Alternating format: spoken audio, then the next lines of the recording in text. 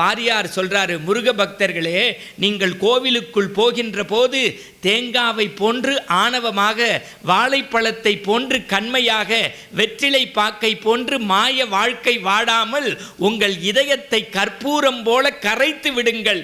கந்தவேல் கடவுள் உங்கள் பக்தியை பார்த்து கன்னத்தில் போடுவான்.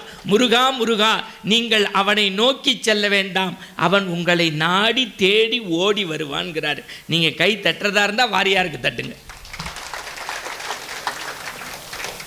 அப்போ கோவிலுக்குள்ளே போகணும்னா ஆணவம் கண்மம் மாயக்கூடாது. கந்த சஷ்டி விரதம் சூரசம்ஹாரத்தில் பார்க்கணும். நீங்கள் போய் சில பேர் மண்ணில் சாப்பிடுவான், சில பேர் சாப்பாடே இல்லை, சில பேர் பலராச்சம், சில பேர் சூரியன் அஸ்தமனதுக்கு அதுக்கப்புறம் சாப்பிடுவான், சில பேர் திருமணம் காட்சி 6 நாள் முடிஞ்சதுக்கப்புறம் தான் சாப்பிடுவான். இன்றைக்கி நம்ம ஊரில் சொல்லுவாங்க, சஷ்டியில் இருந்தால் அகப்பையில் வரும். நம்மால் அதை மாற்றிட்டான், சஷ்டியை சட்டி ஆக்கிட்டான், அகப்பையை ஆப்பை ஆக்கிட்டான். அப்படி இல்லை.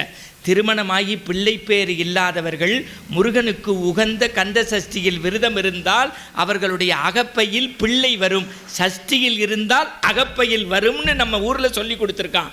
இப்போ நான் சொல்கிறேன், அங்கே முருகன் பிறந்துட்டான். யாரை? சூரனை அழிக்கிறதுக்கு.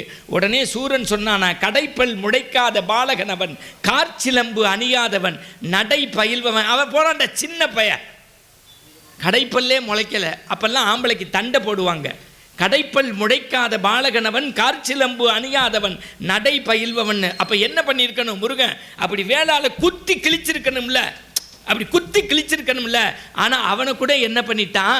சேவலாகவும் மயிலாகவும் மாற்றி தன்னை வணங்குபவர்களை சூரனையும் சேர்த்து வணங்க வைச்சான். அதான் வைதாரையும் வாழ